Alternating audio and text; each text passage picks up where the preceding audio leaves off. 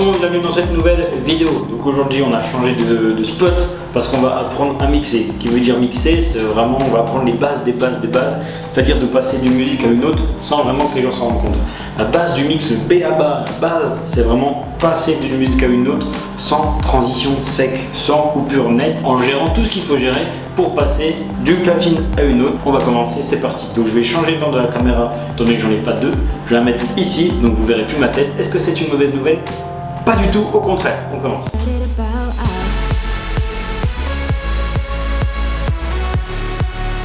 Donc déjà, pour apprendre à mixer, ce qu'il faut savoir, c'est les boutons. À quoi sert chaque bouton? Comment tu veux mixer si tu sais pas à quoi sert chaque bouton? Pour la table de mixage, donc on peut voir nos 4 pistes. 1, 2, 3, 4.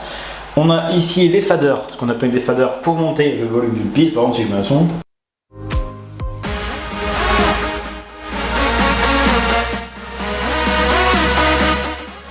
On monte le volume. Le crossfader, c'est pour passer d'une platine à une autre. Donc, par exemple, si je mets deux sons en même temps.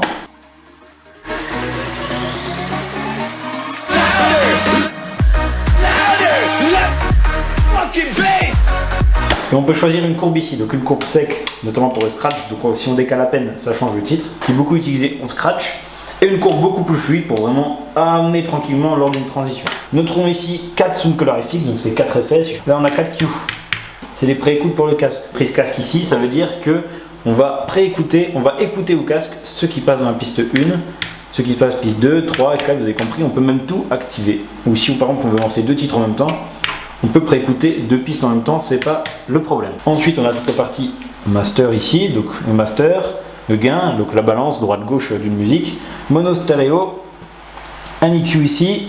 Là, on retrouve toute la partie effet. Donc la partie effet, bon, on ne va pas les écouter un par un parce qu'on en a quand même un certain nombre ici.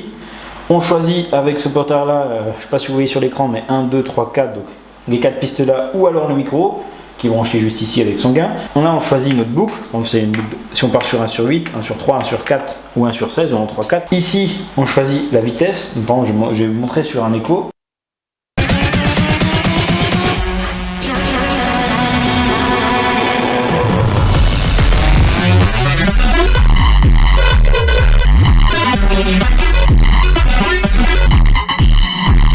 Et là le bouton pour activer l'effet. Bon, j'ai fait exprès de me rendre bien dégueulasse pour vraiment vous montrer quoi. Pour la partie mix, on a vu une partie assez rapide. Je pense qu'il n'y a pas besoin d'aller plus loin pour juste apprendre à passer d'une musique à l'autre. Donc maintenant on va passer sur les platines. Donc on va se concentrer sur la demi Nexus, même si sur la Mini MK3 c'est exactement le même principe. Il y a quand même des similitudes au niveau du point Q play. Donc play, pause, je ne vous explique pas à quoi ça sert, je pense que tout le monde a compris. Le point Q c'est un repère qu'on veut dans la musique. Donc là j'en ai mis un au pif, je crois tout à l'heure, je pour l'effet. On a l'effet reverse, parce que de faire tourner la musique en sens inverse.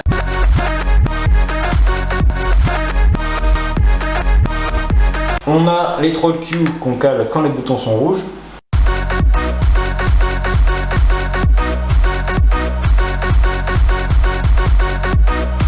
Voilà, donc c'est encore des nouveaux points de repère, ou alors des fois je mets 3 notes différentes et je m'amuse à mettre une drum sur une batterie sur cette platine là, et là je m'amuse à faire des mélos sympathiques. Donc là on a une boucle, donc enfin une boucle, rien de plus compliqué, on entre dans la boucle et on ferme la boucle et ensuite ça tourne en boucle comme son nom l'indique ici, et sur ces platines là il y a des effets en plus, par exemple si on fait ça.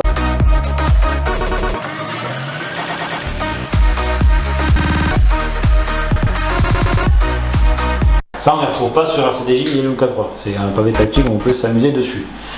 Qu'est-ce qu'on retrouve d'autre en commun? On a, ah oui, le jog, donc le jog qui est juste ici. Moi j'ai des problèmes avec la demi Nexus en plus. Donc là le jog il va être beaucoup freiné.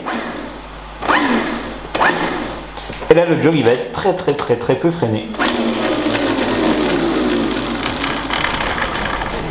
Ici c'est pour ralentir ou augmenter les deux à 0.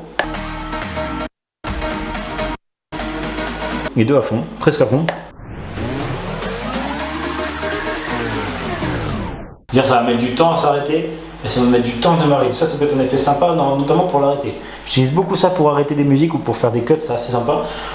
Donc là on trouve la partie pour choisir sa vitesse, donc le BPM qui est affiché juste ici et qui est affiché sur le platine juste là. Donc on choisit le BPM, pour caler de musique il faut qu'il soit à tout prix au même BPM, ça c'est très important. Donc on choisit notre vitesse. Ici par exemple si le morceau est de base à 125, si je vous mets à 130 parce que j'ai un morceau qui tape à 130 pour le mettre avec.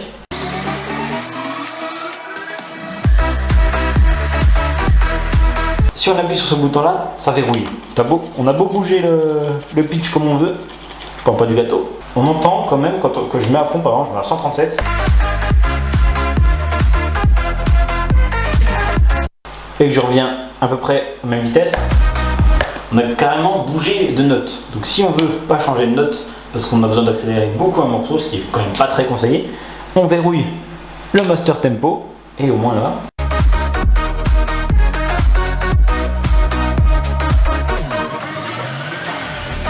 C'est toujours aussi rapide, mais avec la même tonalité. Donc on retrouve les mêmes effets sur la platine juste à côté. Une platine, on a fait le tour assez rapide pour vous expliquer vraiment les bases pour juste passer d'une musique à une autre. Maintenant, on va passer de la technique, comment passer d'une musique à une autre. On va voir ça tout de suite.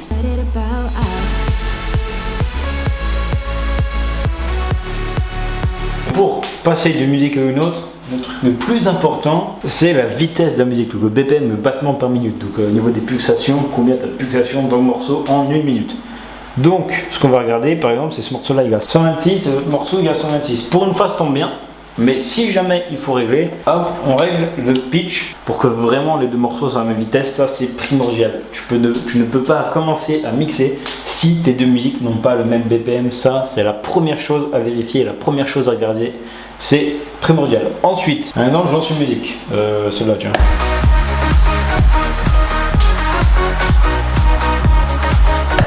Je vais mettre une autre musique au même tempo. Donc, je choisis ma musique.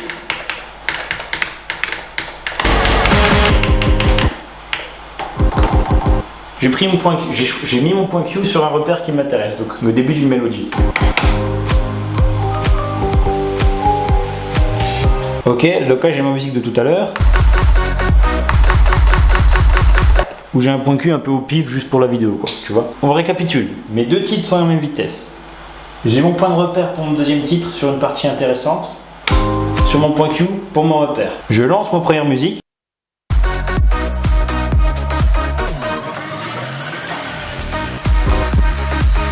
J'écoute au casque la deuxième musique. J'ajuste avec le jog. Et là, je peux y aller.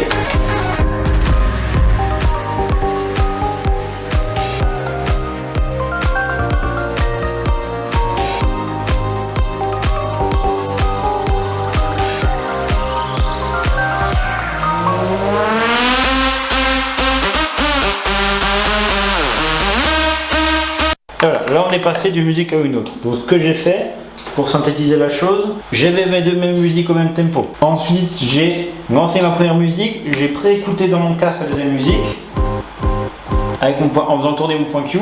Une fois que j'étais quasiment sûr, j'ai lancé le titre.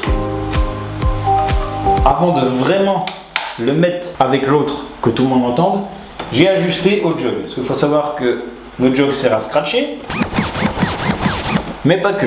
Cette partie-là sert à scratcher. Cette partie-là sert à l'ajuster. Donc par exemple, je vais vous montrer un peu quand on ajuste. Je vais exagérer la chose pour que vous compreniez bien, mais c'est pas comme ça qu'il faut faire.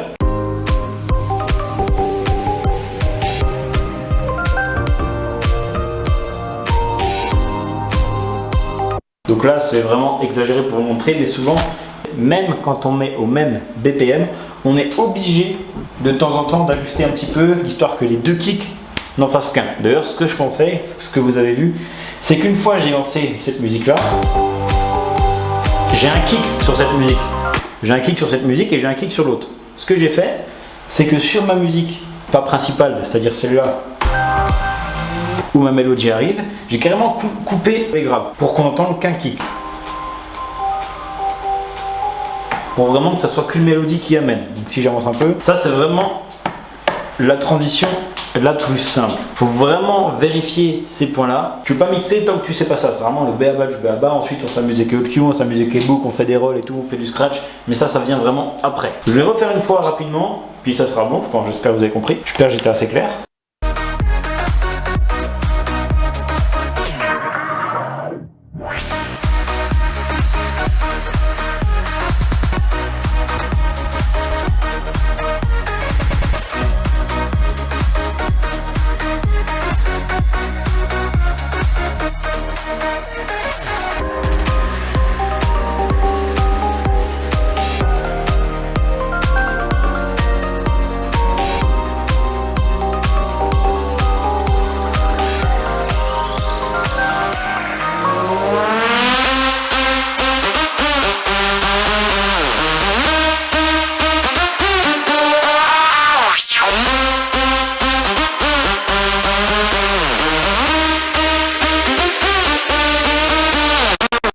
J'espère que cette vidéo vous aura plu, donc j'ai essayé de faire au plus simple. Pourquoi il y a un chien qui aboie pile quand je parle? J'ai essayé de faire au plus simple, que ce soit clair pour tout le monde. L'objectif c'était que tout le monde puisse comprendre, ceux qui connaissent rien puissent. Mais ta gueule! J'espère que c'était compréhensible pour tout le monde. C'était l'objectif que les débutants qui connaissent rien au mix savent à peu près comment caler. Après c'est sûr, il faut s'entraîner, il y a beaucoup d'entraînement, même savoir passer d'un titre à l'autre, il y a beaucoup d'entraînement. Le cliché de juste tourner des boutons, c'est un peu... Je suis pas fan de ce genre de truc, tu vois, moi je cherche plus la performance et tout. Mais là c'est vrai que passer d'un titre à l'autre c'est quand même assez sympa. Quand on débute c'est vraiment la base, tu peux pas faire autre chose tant que tu peux pas faire ça. Donc j'espère que ça vous a plu et je vous dis à une prochaine vidéo. Ciao.